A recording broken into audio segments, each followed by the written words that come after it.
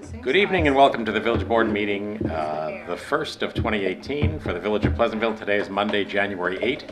If you are watching live on Monday, January 8, we encourage you to call in if you have comments or questions. Our call-in number is 769-1677.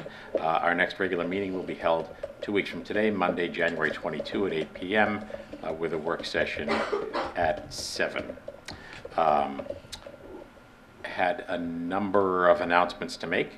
The first is Happy New Year.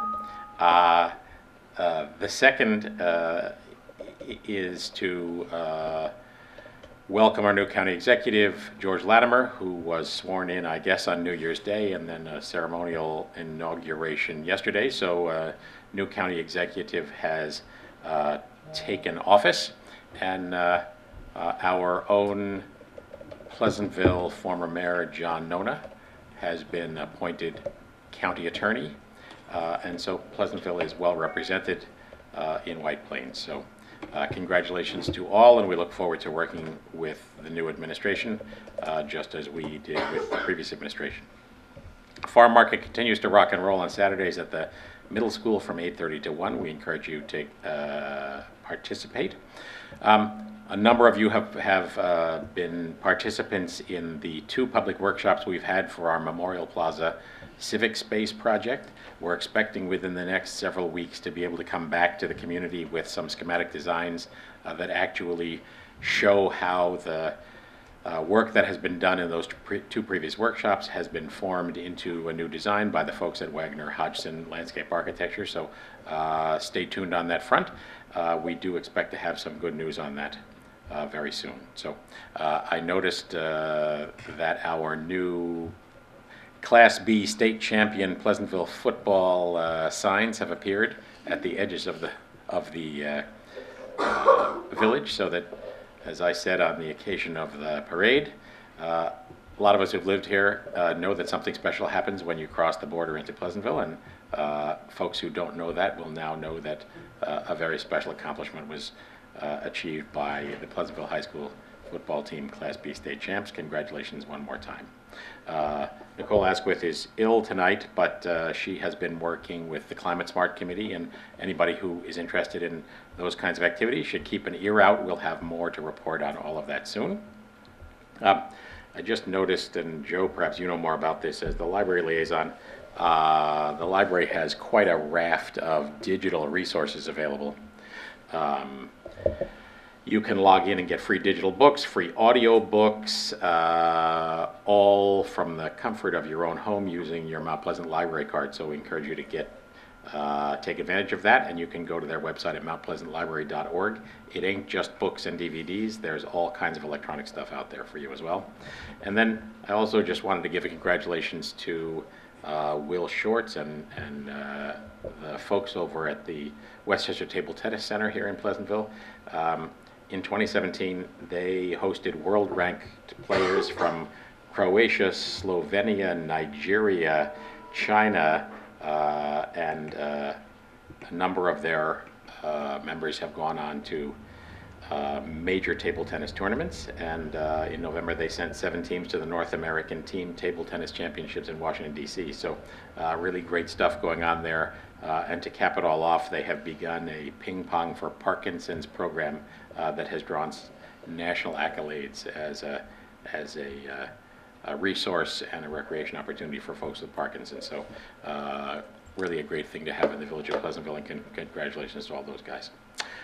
Anybody else have reports? A couple of things for Pleasantville Strong. This Thursday at 7 o'clock in the Pleasantville High School Library, we have a coalition meeting. We encourage people to come. It's a great place for us to talk about where we are, where we'd like to be, ideas that the community has. On Saturday, January 20th at the Mount Pleasant Library, there'll be a youth mental health first aid program from 9 to 5. That's underwritten by Pleasantville Strong, meaning there's no cost. And youth mental health first aid is a class similar to CPR, but it's for youth's mental health. So we would encourage people to sign up for that. And lastly, on the 15th of February, and there will be a Narcan training at 6 o'clock at the Methodist Church. Narcan is the drug that you can give to someone if they're having an opioid overdose. Extremely effective, and Pleasantville Strong will be sponsoring that as well. Anybody else? Lastly, I wanted to give a shout out to the folks in our DPW department. It's obviously been a tough weather week for all of us, but our team from DPW, I think, did a great job, not only in getting the streets cleared, but also removing snow from the downtown. We received a form of a thank you letter from a business owner who wrote a note to say some of the towns they operate in are harder to navigate, and the effort that's been made by our DPW guys to pick up the snow in the downtown and get it out of the way so that you're not blocked at the curbs was very much appreciated. So a shout out to Jeff Econom and to his entire team down at DPW. Very much appreciated. Any comments from the public on any subject? All right, so tonight we have the folks from our Conservation Advisory Council who have been working for quite some period of time on the village wetlands and the wetlands ordinance. And I welcome Lisa Brown from CAC to walk us through this. Good. So wetlands is a really important part of the Conservation Council's job. And I'm talking on behalf of all of our council. Helen is our chair, who's right here, and Libby Brennan-Schultz. We have a new member, Andy Reinman, who's actually a professor in environmental sciences. And there's some other people listed on the slide here. You want to hit that one light there, maybe, or Thanks, Marie.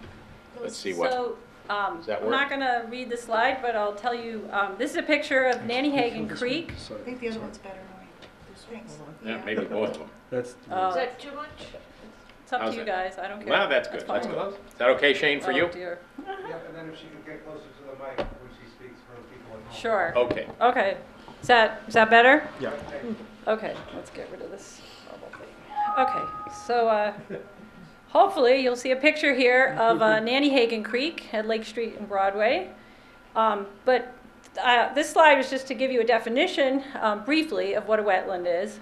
Basically, it's an area where if it's submersed in water long enough that the soil actually changes and the plants actually change. And it has to do with decreased oxygen in the soil.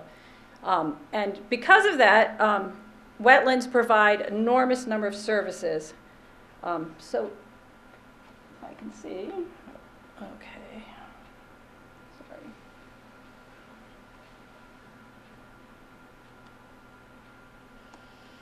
Oh man, sorry. AT&T is Might need just some anxious light. to grab you. That's my VPN. You need light? You're right. No, I don't think it's a light problem. It's just not wanting to change screen. So let's just sort of, I don't know if it hung. Ugh.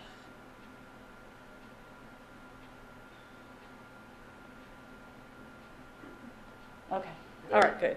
So this is a long list, and it's actually longer than this, of all the different services. But just, I'm going to show some of the important ones, particularly in Pleasantville. Basically things about flood control, water quality, and wildlife habitat. So the first thing I wanted to mention was that wetlands are among the most productive ecosystems in the world. So in the wetland area, we have all sorts of breeding grounds that are so important and critical for many species. Fish spawning, amphibian breeding, wildlife shelter. The picture on the right there is a snapper that I took actually around Nannyhagen Pond. And the picture there on the left is a vernal pool that if you walk back behind Nannyhagen Pond, where in the spring there's actually these clumps of amphibian spawned eggs that without really these ecosystems are critical. So without these, we really will not have be able to maintain these species, and so many of them are endangered or threatened. The other important thing about wetlands is flood control, and that's definitely an issue in Pleasantville in many places.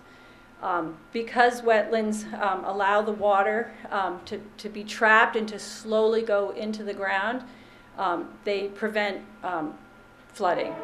So the picture on the right there is the Willow Street Marsh. I also just have a picture of a peeper that I think you all hear in the spring. And there's the very beginning of the skunk cabbage, which is one of the plants that you will see around wetlands. And the third very important function of the wetland is water quality. And this isn't just water quality for water drinking, this is water quality for the ecosystem, for healthy trees and plants and animals, and for your kids when they're playing, and for us when we're walking by. Because of the wetland and because of the way it operates, it's very effective at removing nitrogen and phosphorus from the that's running downstream from all our yards where we're using too many fertilizers. But it's also this slow retention of water, and that's going to help us keep our environment cleaner. And these pictures are around the sawmill behind Pleasant Avenue. But the problem that affects these wetlands is the development. And so it's our job as the Conservation Council to try to figure out how we can protect the wetlands. Development increases impervious surfaces, and then because of that, the water has to go somewhere else to get down back into the ground. This causes more flooding, it causes erosion, it causes pollution. We need the wetland and enough wetland to counteract that. As runoff moves across surfaces, it picks up sediment, it picks up chemicals.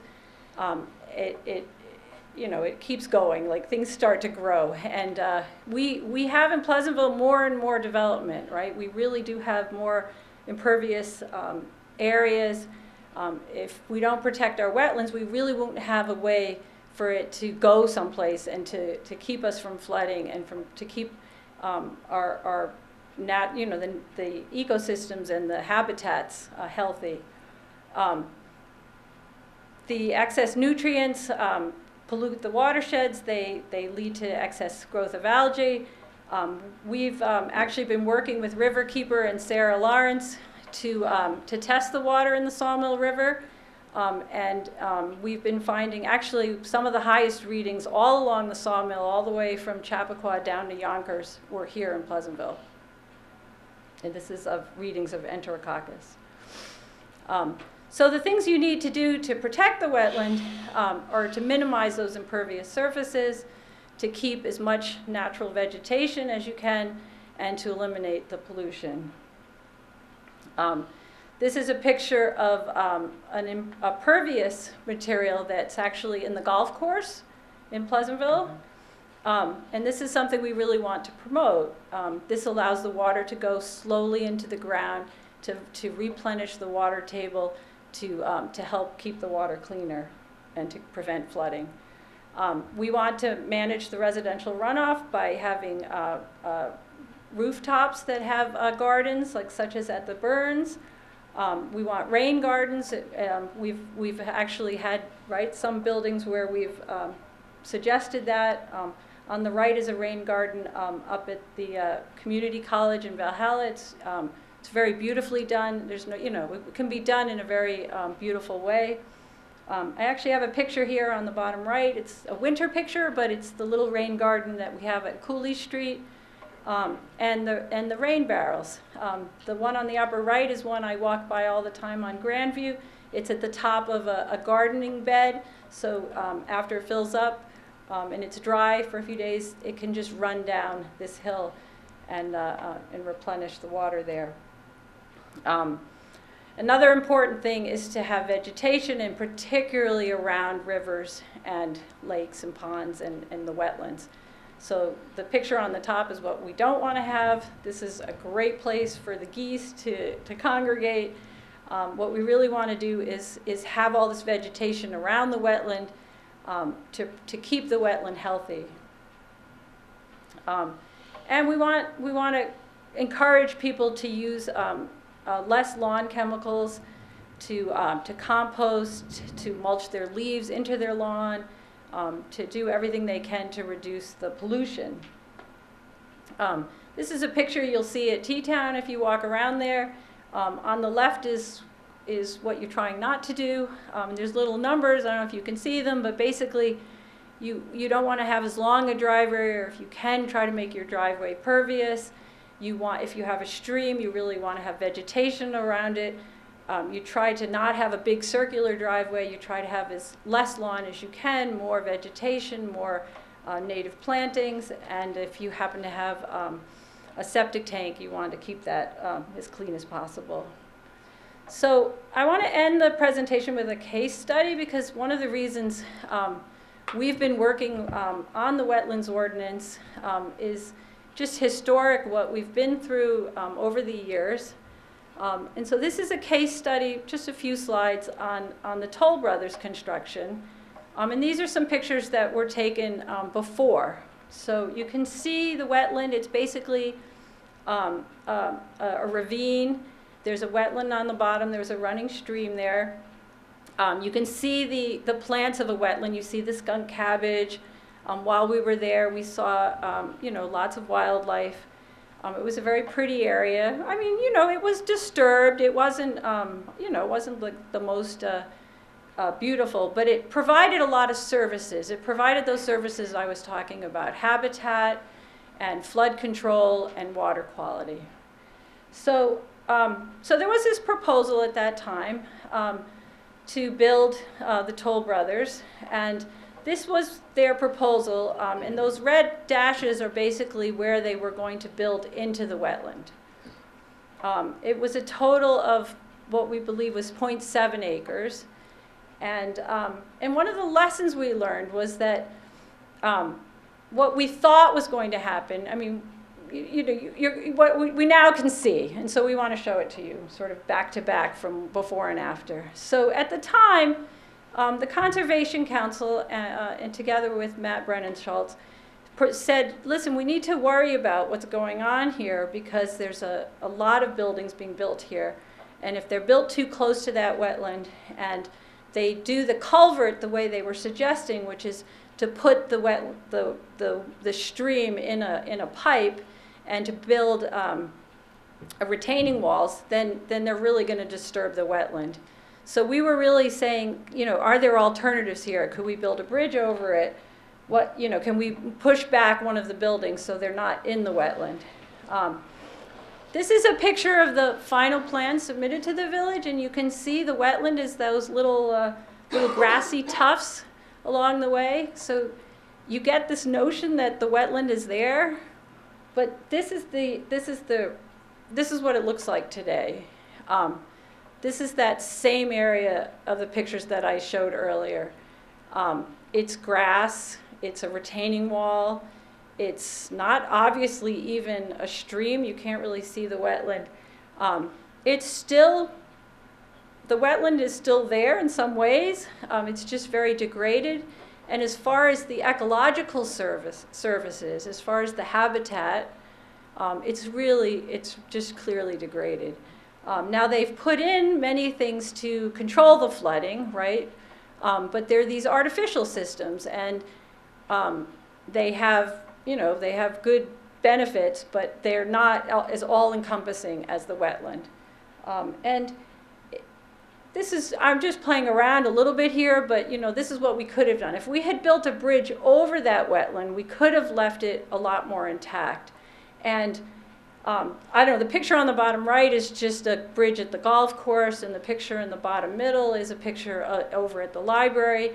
So I just trying to point out that, a bridge that would be economically not a hardship for Toll Brothers could have been built over, and the wetland could have been retained in a much better way. And I'm really just going to end with that. I want, as part of the Conservation Council, our job is to do what we can to protect our wetlands, and anything we can do to restrict development. Our wetlands ordinance is reasonable. I think we could make it stronger. It currently is a 50-foot buffer zone. We think it should be a 100-foot buffer zone. Many of the surrounding towns around us, including North Castle, Newcastle, Greenburgh, Mount Kisco, Irvington. And I mentioned Irvington in part because it's also densely populated. It's very developed, but they have a 100-foot buffer. And the other thing was, our original ordinance is a 100-year floodplain, and we're suggesting a 500-year floodplain. And the reason for that is because the floodplain is a historic device, and they've come up historically with what you will flood in 100 years possibly, and all those records have been consistently being broken all around the country and the world. Hurricane Sandy, it turns out, was a 260 floodplain. Things are happening on a yearly basis, not even in hundreds and Hurricane Harvey was the third storm in 3 years to break the 100-year floodplain in Houston. So I don't think the 100-year floodplain is a great metric anymore. But the most important thing that I think we need to do is we need to really enforce our ordinance.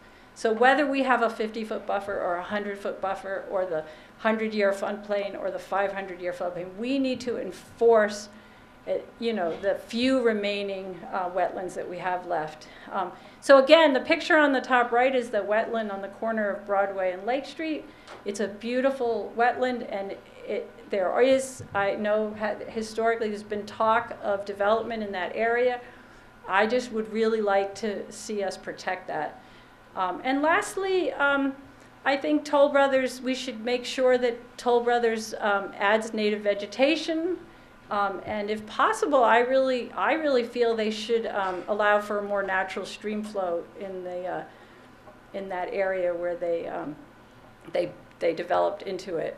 So that's all I have, and I'm happy to take questions. And Thank you, Lisa. I'm going to pop those lights back on.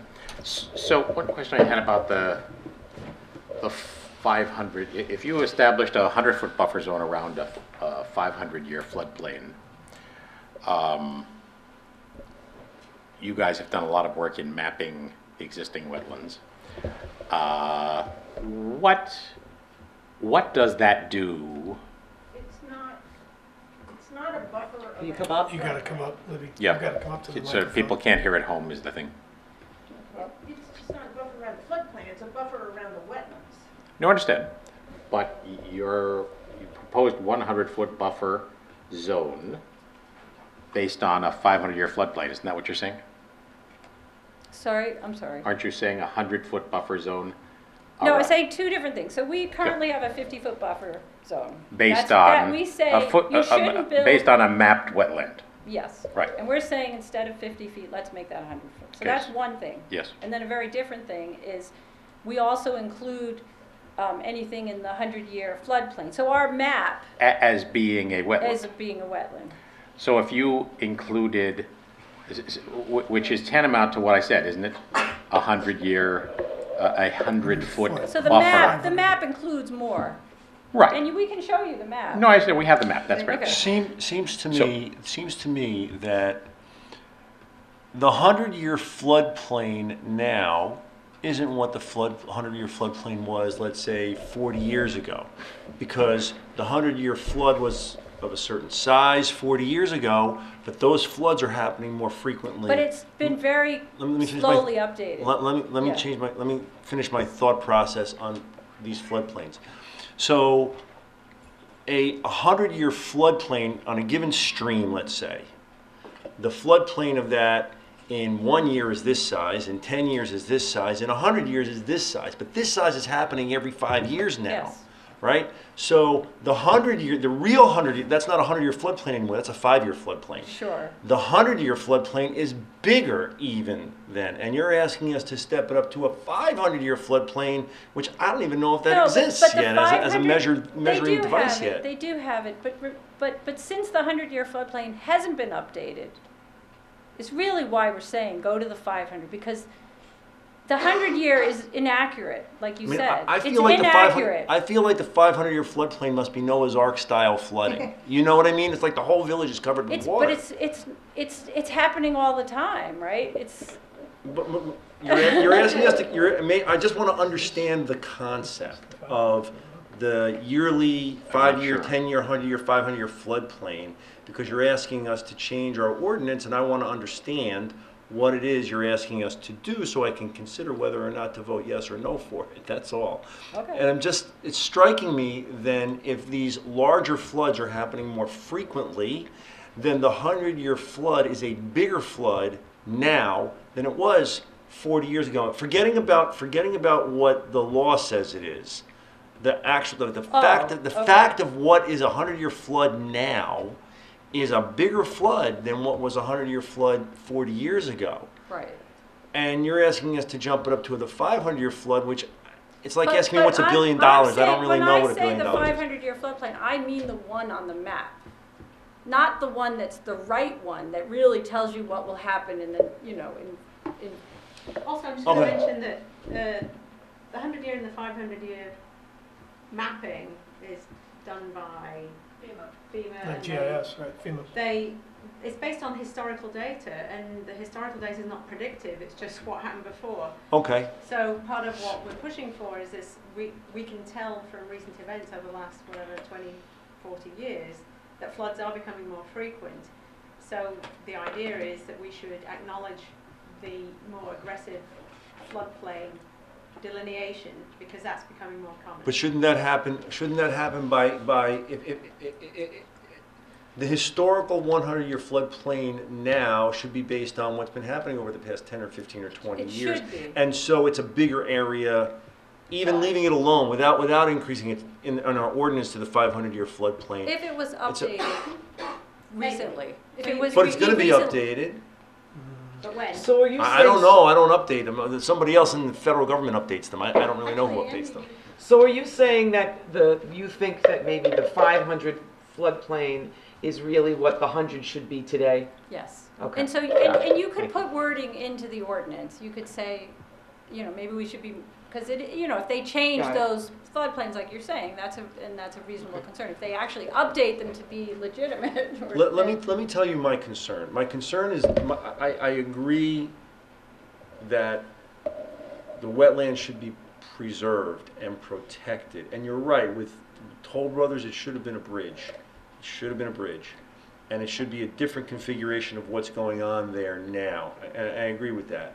But I have concerns about homeowners and houses that already exist, and there are streams going through people's backyards and so on, and what they can and cannot do Well, on they've property that they already own. Yeah. I'm less concerned about whatever vacant land there is and the redevelopment of that vacant land. I'm more concerned about people who already own property and what they can and cannot do when they want to put up a fence or they want to have a little patio for a barbecue and they can't put their patio there because it's within 100 feet of a wetland. It's like, I don't really know But how well it's going to play out. Everybody who wants to make a change in a wetland zone, in a wetland buffer, which is, you can't change in a wetland, you can't build in a wetland, but in the buffer zone, you can approach the planning commission and ask for a variance, and depending on the need, you can get a variance granted. Right, but if So you're a a fence homeowner, we're going to tell all of our homeowners, you have to go to the planning commission to get a site plan approval and a wetlands waiver because you want to put up a fence. It seems that side. There's two sides to it. You see, appreciate that, please. That it's not that I disagree. It's that I'm looking at the other side as well, and it concerns me because I don't think that Holy Innocents should have to come to us every year and ask us for permission to have a barbecue grill out. I mean, they do every single year because we have a stupid law that says they have to. And I don't want to create another law that makes life in our village so difficult for homeowners. However, Just to comment on that for a minute, part of the reason why this law does need to be put in is so that the homeowner doesn't do things in a wetland that destroys the wetland. I mean, that wetland may be part of a property line, but protecting it is still important, right? I So don't disagree. Your I agree. example is I'm- valid, but so is the one that wants to put a basketball court 5 feet from the buffer zone. And pave it in asphalt. Exactly, I right? So there agree. is a middle ground. Okay. Yeah, fair. I have a quick question before I use the floor. Does this map reflect the 100-foot, the 500-foot?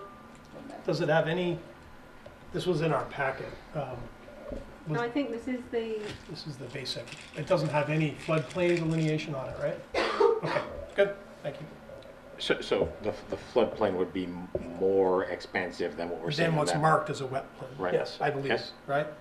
Is that where- It has to be. Right. That's and this is just an overlay, so this is what Yeah. the building inspector would use when he or she is determining, is this an issue I This should one. be? Right? This was Yeah, what was so he- included with the agenda item. Just marks the wetlands and the marshes. Yes, Yeah, yeah, yeah. okay. And then the 500-year floodplain would be overlain upon that Yes, with a 100-foot buffer around that. Well, the floodplain Right. map wouldn't have that. The floodplain Yeah. map would just be that comes from FEMA and GIS. I understand, but I mean, the point, the. essentially, yes. Okay, The so- building inspector would reference All that. right, so, to so, determine and we should look and see what that looks like. So let me just ask another, and I don't have a position on this, but, over the years I've been involved in this civic gig, there've been a lot of circumstances where people have, and as a member of the planning commission many years ago, people have, confronted circumstances where, depending on their view and what they wanted to do, they've said, no, this isn't a wetland, this is a drainage ditch. Or there's some circumstance where somebody, at some point in the past, wanted to build somewhere, piped water away from a wet place and put it somewhere else, and in so doing, created another wetland or drainage ditch, depending on your viewpoint.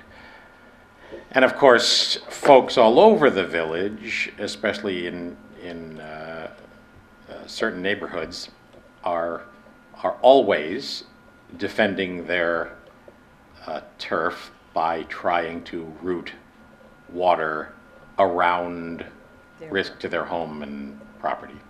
So, I mean, part of it is to, correct me if I'm wrong, to put a stake in the ground and say, okay, all this stuff has happened up till this point, but from this point forward, we're going to think of this differently. Which is to say, you might find that in 1936 there was a fantastic wetland somewhere that has since been turned into a subdivision. That clock isn't going to be turned back on that. But some would say, and certainly it was said in the context of the Toll Brothers thing, that the wetland that you showed there was a manufactured wetland. It was manufactured because folks up further on the hill had diverted a stream, whatever, and so at some point, the new location of the water produces all the beneficial effects you describe, and it becomes its own wetland. So, how does that all play out? I mean, there's been a recent discussion with a proposal that's floating around from a homeowner who says, no, this isn't a wetland. This is somebody else decided to pour water through my property. Yeah, I mean, it is very tricky. So the first thing, like you talked about a lot of things. Yeah, no, I rambled around, so. But like, we won't be able, if someone says, no, this isn't a wetland, it's a drainage ditch, you can go to the map. And you say, it's on our map, it's a wetland. So and if well, someone just- diverts a wetland, Yeah. then they're already disobeying the ordinance. Right. There are- No, but part of it is historical. I mean, just for example, looking at the whole St. Jude area here, which does not show as a wetland, but there's all kinds of water being poured through there, and almost all of it has been screwed up over the way it would have been 100 years ago, right? I mean, so sometimes we have a really tricky position because the wetland is basically, these various things going around people's houses because the stream right. that really is Right. supposed to be Yes. there is not allowed to exist, Right. and so everybody Yeah. has, Yeah, speaking as someone up by the St. Jude's situation that you Yeah, just yeah. referenced, part of what this is trying to mitigate Is that happening again? is that happening again, because the only thing that's problematic up on the hill that we live on is everybody diverting the water. The fact that there is no natural wetland there Right, to absorb right, this stuff right. is why that Why? road looks the way it does. That's why So- it so- does. So, but then just to Yes. spin that out a step further, some would say that the problem, say, in that neighborhood is because when the whole Summit Development. development was done back in whatever, the 50s, 1953. there wasn't An ordinance enforced. either an ordinance that would have said you can't build it, or an ordinance that would have said, if you build it, you have to build stormwater diversion. Right, So I mean, it's really stormwater, just, the village didn't put a storm drain in. That's, well, I mean, at that point in history, people weren't thinking this way. But, you know, if you could look back, and again, I'm just focusing on that because there are a bunch of water issues there having to do with And I'm drainage saying and stormwater, so Steve lives this life. But if you could look back 100 years or so, when that whole hill was largely undeveloped, there are water courses that took whatever route they took, and over time they eroded into gullies, and that's what nature did. And then over time, people owned pieces of it and diverted water, and new gullies, new wetlands. Sometimes water was piped.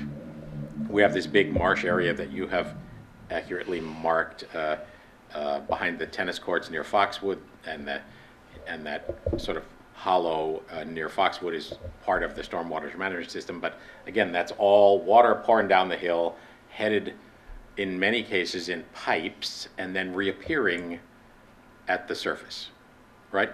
Which is both a manifestation of what folks do in order to live in a place where water's running around, but also, as I think your point is, to find ways to manage all of that so that when it comes out again, we do the right thing with it, right? Is that kind of what you're saying? Is that what you're saying about Toll Brothers, for example? I mean, for example, the wetland that you showed pre-Toll Brothers on that site was almost certainly, and you alluded to it, a manufactured thing, because at some point previously, folks higher up the hill, Foxwood, whatever, You know, homeowners. actually, she didn't allude to that. She alluded to the fact that there are other wetlands being drainage, retention ponds being built on Toll Brothers that are supposed to have the same services as a wetland, as in to collect the water and let it out slowly. We did not make any. Well, you alluded to it being disturbed, that's all I meant. But I mean, for example, It wasn't pristine. but that drainage pond was solving a problem where, in the existing condition for the last 50 years, Yeah. sheet flow was rushing down that hill, across the street, and flooding the houses on the lower side. So Right. I grew up in Greenberg, and on Grasslands Road, sort of down near Clearbrook Road, there's a bus depot, the county bus depot. And right there is a pond that did not used to be a pond. I grew up there. I drove past it every day going to school. There was no pond. When they built the bus depot, they built a pond. And that pond right now, if you looked at it, you would say that's been there forever. There are all kinds of, growth and wildlife and reeds and all kinds of stuff around, and it's full of ducks and everything. So it's not impossible to It's build not a impossible to move wetlands, and manufactured. in fact, our ordinance has that ability to say, Toll Brothers, you're gonna disturb this wetland, compensate for it by, But I do think you're right that a hole in the ground with a pipe going out on one end and a bunch of rocks in there and grass everywhere else not is really not that. cut. That's just a place where water goes and sits there for a little while until it pours down the pipe or whatever it is. It's not that. So I think one thing we have to be cognizant of is if we do let someone disturb wetlands or create something new, it's got to be done well. It's got to be done right. It might So have that's to be just- limited, you might have to reduce the scale. I mean, I think in Yeah, Toll Brothers' that's- case, they, that- they that had, too. a few less buildings, right? And they built the bridge, they could have maintained the, and I think, to the extent, this is a very highly developed area by anybody's definition, right? So the idea that we're never gonna have a manufactured wetland is not gonna happen. Like you said, you can't roll it back in time.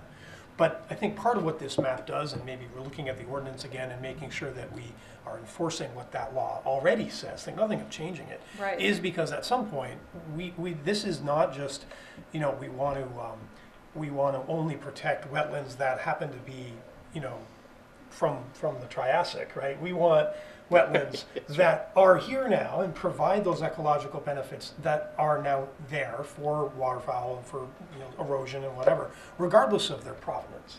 And I think the only way we get there is by putting a map like this out, saying, okay, we're taking a snapshot in time. Here's where they are right now. Because if we don't ever have that, we never have Yeah. And I it totally has to agree. be 0 hour, updated. so to It speak. still has to be updated periodically. course, I mean, they of course. really do move, like, you know, and ponds, that's a very natural process. Ponds move, that, you Right. know. Yeah. So, I totally agree with all that. I'm not, I don't mean to be arguing that. I'm just kind of exploring, having I'm sure heard there's all sides of this practical for a long side time. of all this. Sure. So what, and then like that little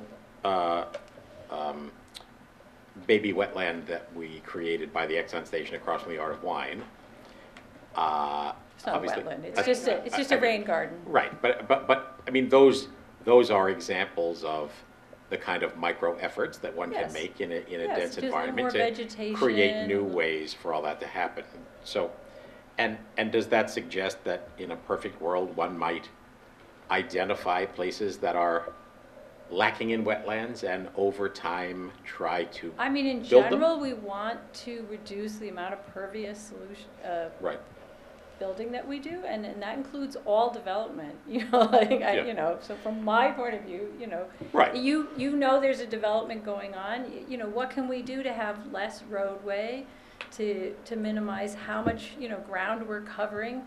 That's gonna help you reduce flooding, and it's gonna allow you to maintain real vegetation and wildlife, and so, I mean, I don't in know the the long numbers. run, you know, our town will be much Well, nicer. Toll Brothers is probably similar or maybe less impervious surface than in the old condition. No. You think? I'm No, winging No, it. there was two There was an office parking building lot- with- Two there was office an office buildings building that- with parking lots. Yeah, but it Very was big only parking one lot. part half of it, of, the whole half other the side, site hillside wasn't is even Right, built it's on. the It was a the forest. Chappaqua end Yeah. was, vacant. yeah. Was So- a Yeah, forest. Was wooded. was No, I'm woods. sure you're right in the overall, in the aggregate. So, and what do you think, how does all this feed into places where we have stormwater management problems? Well, I mean, we clearly do have a lot of streams that are gone, and now Right. they're stormwater management, you know, that's the reality. I think you brought very legitimate points. I think it gets Yeah. very tricky with the people who are grandfathered in. You know, that people who are living literally on these streams, and they've already built their houses 10 feet away, and it's like, it's a weird juxtaposition to say, you can't build, but that guy, he already built, you know. Right. Yeah, I mean, I think it's a problem. I see it, but at least we have, as a town and as a community, for the benefit of everybody, we need Right. to And agree put that stop it's a to thing it. that needs to be written down in stone. Or in So bark, here's and a looked at. difficult. I don't think it's so difficult to say to somebody, I know you own this property, but from this day forward, you cannot do X in that space because it now violates. We're putting that into the law, something you can't do.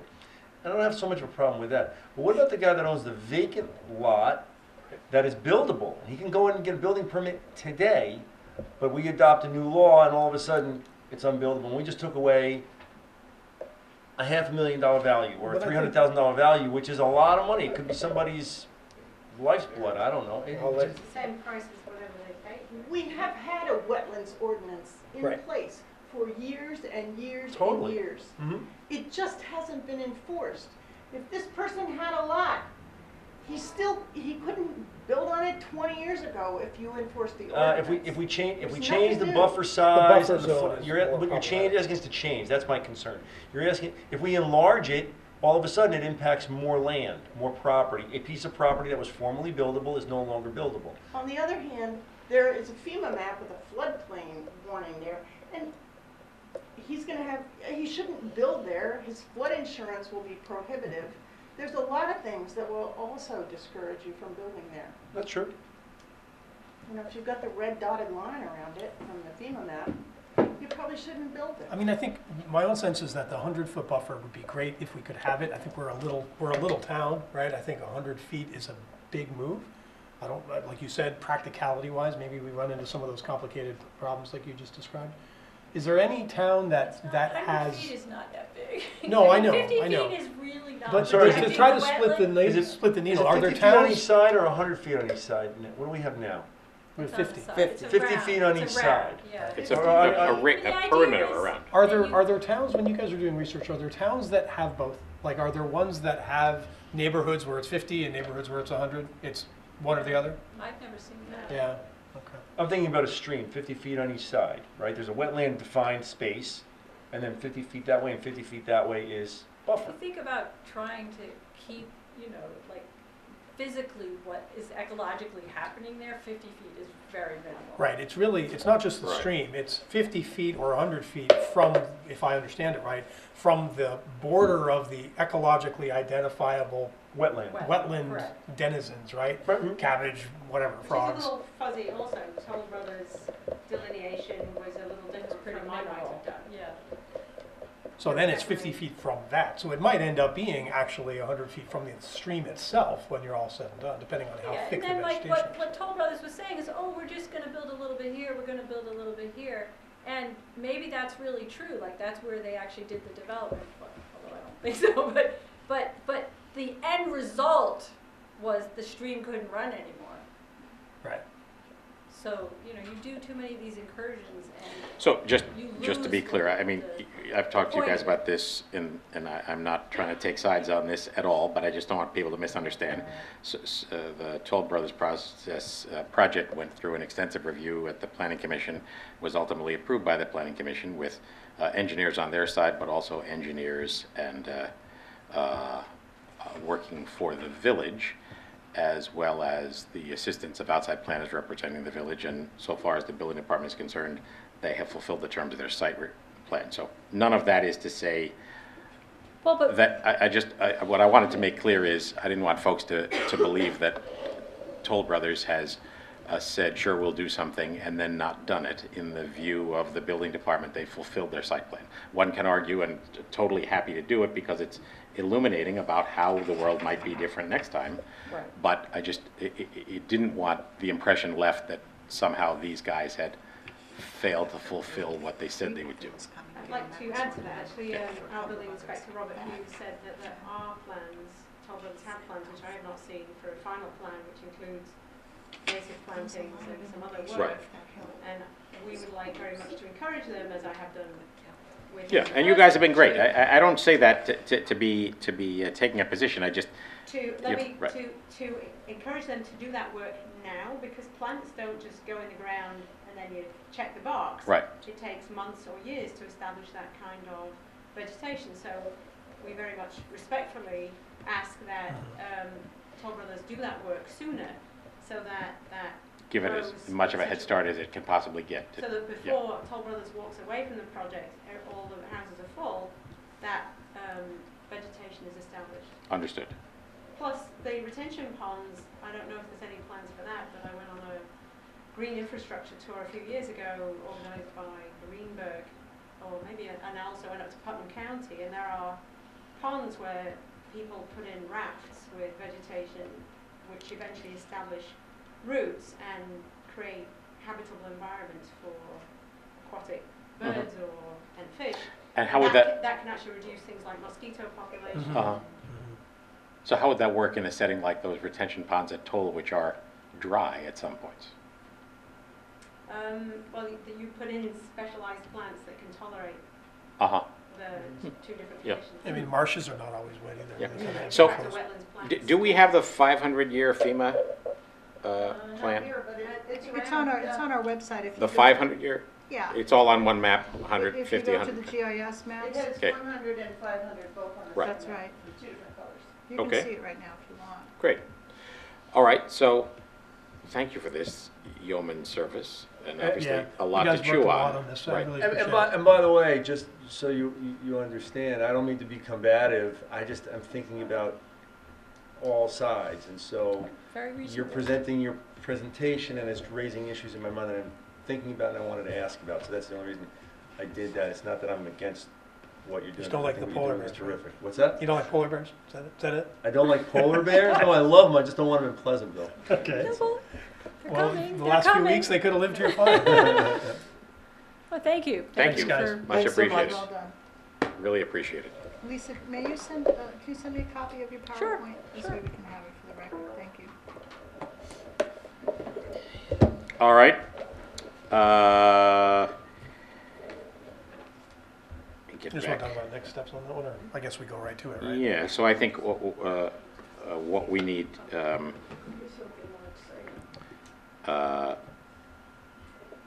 I at least have not looked at that 500-year map and need to do that, so. Yeah. Did we have this on today's agenda to set a public hearing? To set the hearing. for it. So in between now and the public hearing, can we have a work session where we can discuss it? Because I want to read it more and think Because about it's it not more. till the 26th of Agreed. February. Yeah, we have some I department. don't mind setting the heads. public hearing, but I want to have a work session. You on know, it I mean, again. but it's a while out. Okay.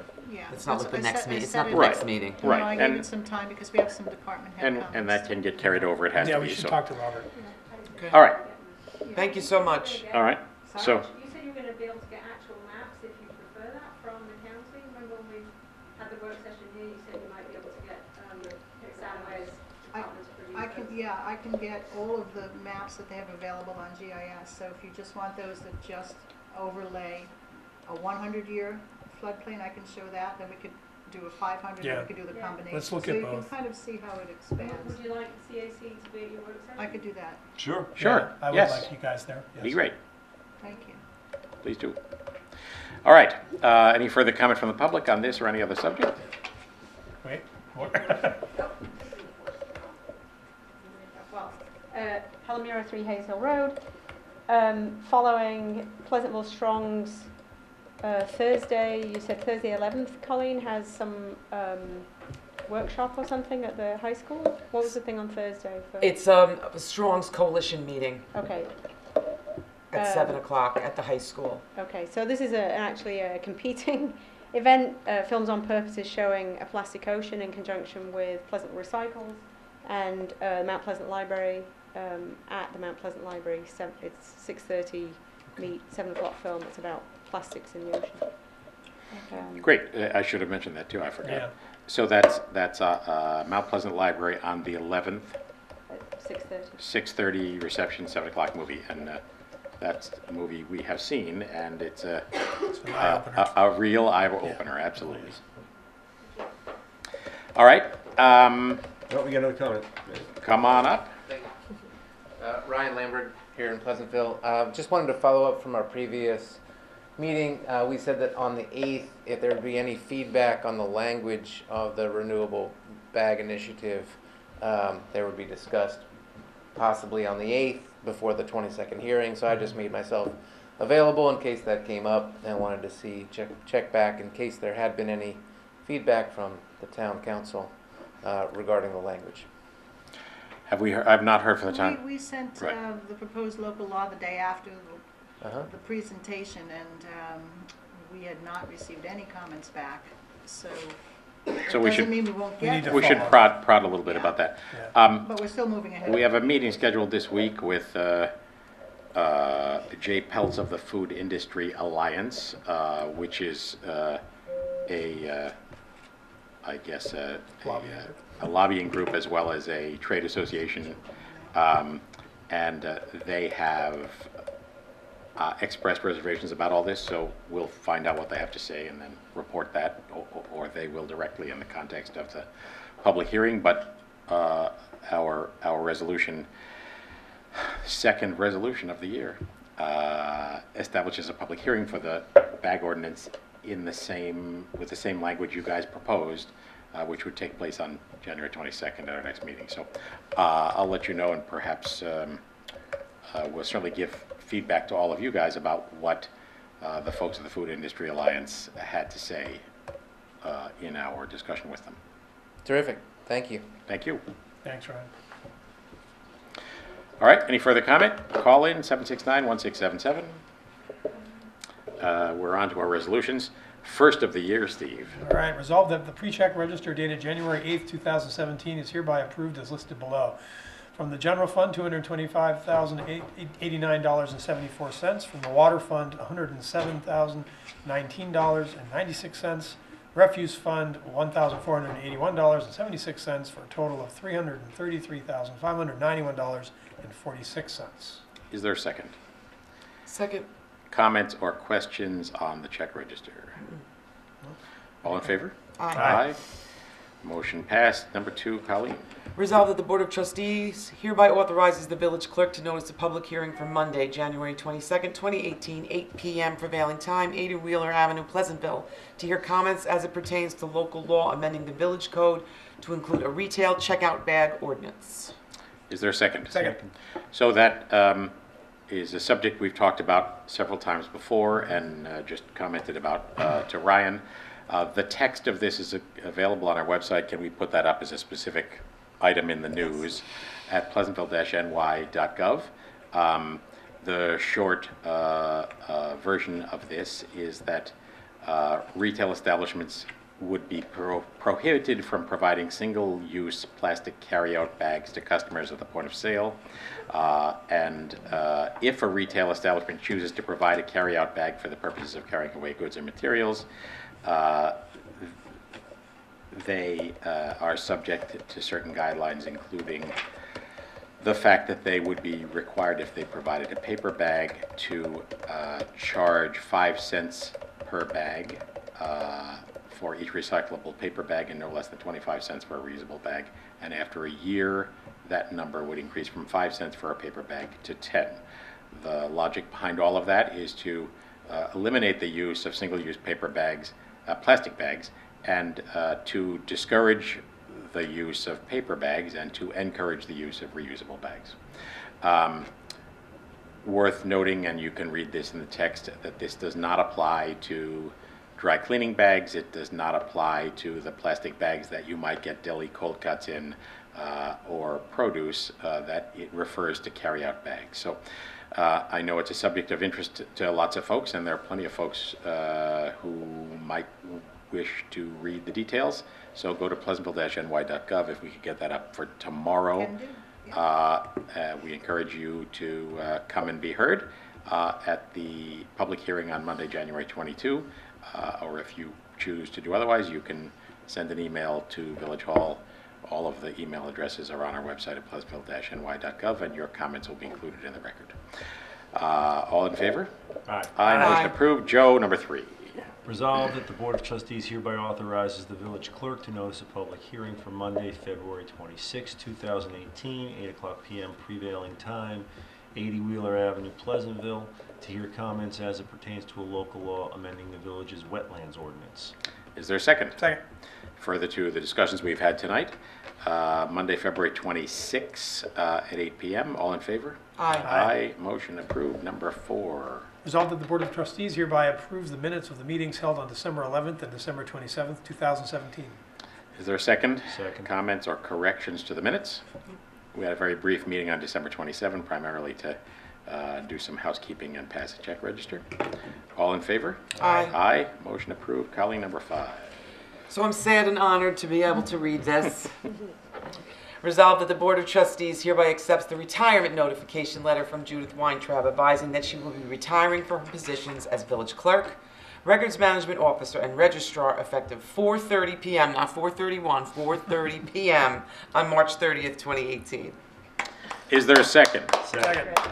So mark your calendars, 4/29. Come and visit me. We will have, Or no, you got to say 4:31, come and visit me, and you won't be there. we will have more to say about Village Clerk, Records Management Officer, and Registrar Judith Weintraub, but 25 years is an extraordinary contribution to this fine place, and it's a fine place in significant part because of the fine work you've done for us. And we expect when that time comes, obviously we'll have more to say at the time, but you will still be in our realm. You won't be far away. Congratulations. Yeah, Congrats. congratulations. Congratulations. Well done. Well done. All in favor? Aye. Motion approved. I don't know, what would happen if we said, if it failed? Can we do that? Can we say that? It's sort of a form of indentured servitude if you have to. Give that letter. Mayor, can we just note that our February meetings will be changing? I mean, I forgot to mention it early on, but we Right. did note that we would have a public hearing on the 26th. Normally, that would not have been a board meeting. We're changing them because of some conflicts with the holiday schedule coming up Okay. in So February. just for February, we're not changing. Correct. anything. So our regular meetings for February will be the 5th and the 26th. So we'll have the Okay. bookend dates. The Right. first, The Fifth. first meeting is First and February last. 5, Correct. and then the second meeting is February 26. Okay. Mm-hmm. And then we'll be back to our regular 2nd and 4th in March. So that month of March is I'll looking send out an eventful email. because, as we have commented before, not only is records management officer, village clerk, and whatever else you said you were, among the many things you are, departing, but so is this woman, Patty Dwyer. So among the reasons, and there are many that we have Noreen Regan here, is she's transitioning from her role as deputy treasurer to an administrative role to help us provide some continuity, and we'll be making an announcement very shortly about the person who will follow Patty. So life on the third floor will look a little bit different for sure, especially when a community has benefited from such longevity and such loyalty. It's got us all a little like, what? So congratulations to the both of you. Is there a motion to go into executive session on a personnel matter? So moved. Second? Second. All in favor? Aye. Aye. Good evening. Thank you. See you in 2 weeks.